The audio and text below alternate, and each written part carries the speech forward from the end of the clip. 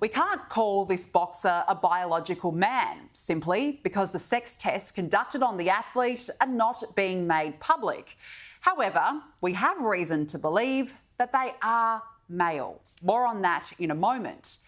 But if there was ever any doubt about how woke gender ideology has entrenched itself culturally, those doubts have been shattered by the Paris Olympic Games, which is running a protection racket for athletes with male sex characteristics, which give them an unfair advantage over their female opponents. And this is what women's sport has become.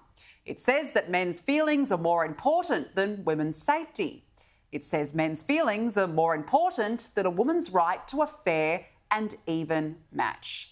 Now, I am referring, of course, to genetically male Algerian boxer Imane Khelif, who in just 46 seconds delivered a dangerous blow to the face of Italian female opponent Angela Carini, prompting her to pull out of their Olympic boxing bout.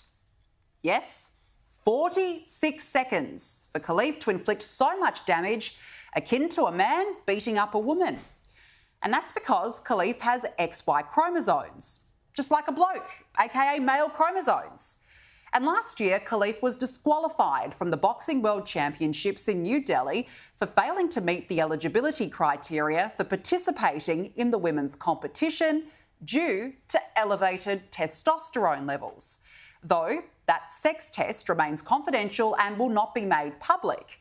Now, at the time, the president of the International Boxing Association said, based on DNA tests, we identified a number of athletes who tried to trick their colleagues into posing as women. According to the results of the tests, it was proved that they have XY chromosomes, and such athletes were excluded from competition. One of them was Imane Khelif, the other Taiwan's Lin Yuting.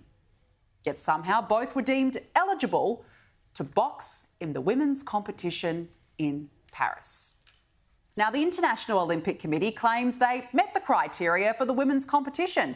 And quite frankly, it beggars belief that gender eligibility criteria is, well, even necessary. But of course, here is where it gets murky. What is a woman? Once upon a time, the definition was straightforward, and now anyone can claim that they are a woman and get away with it. The International Boxing Association said Khelif appealed its decision last year, but withdrew during the process, and Lin Yuting didn't even bother to appeal.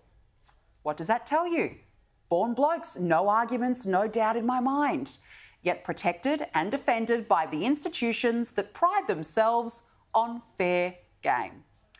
Well, what a shame it wasn't fair game for Italy's Angela Carini. 37 seconds into the bout, Carini raised her glove, paused the match after her headgear became dislodged by a fierce right-hand blow from Khelif. Then just 9 seconds later, at the 46-second mark, Carini repeatedly yelled to her corner in Italian, "It's not fair."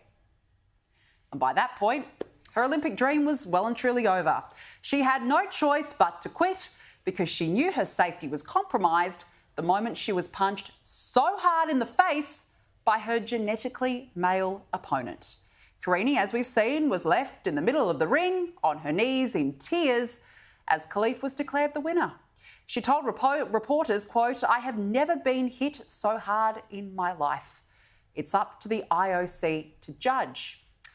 Well, the IOC did judge, but not in her favour, claiming it was Khelif who had been the subject of discrimination and unfair process, saying every person has the right to practice sport without discrimination.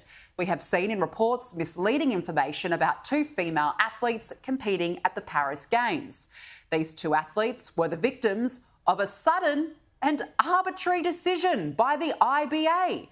The current aggression against these 2 athletes is based entirely on this arbitrary decision, which was taken without any proper procedure.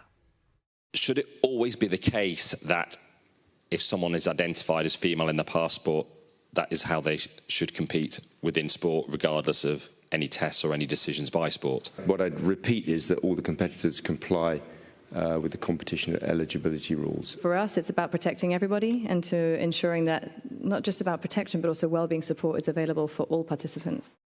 I mean, you can't make this stuff up.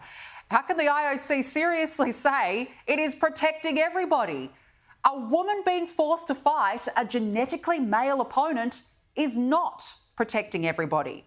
And this is not discrimination, it's dangerous. It's about a woman being allowed to be beat up by a genetically male opponent, all in the name of Olympic gold. And this is the biggest scandal at the Paris Games, and the IOC doesn't even care. Shame on them. And the IOC is complicit in the damage caused to the Italian. And yet we can hardly be surprised.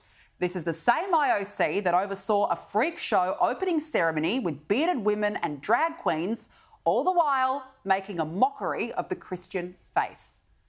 And after the boxing bout, Khelif spoke briefly to the BBC, saying, quote, "I am here for gold. I will fight anybody. I will fight them all." Carini's Olympic dream was shattered, not by a better, more prepared, harder working opponent, but by woke gender ideology. She never stood a chance against a boxer with male chromosomes. Yet, the more they are protected by the woke, misogynistic sporting left, the more men who identify as women will claim victory in the women's field every single time. And the integrity of the Olympics will forever be destroyed.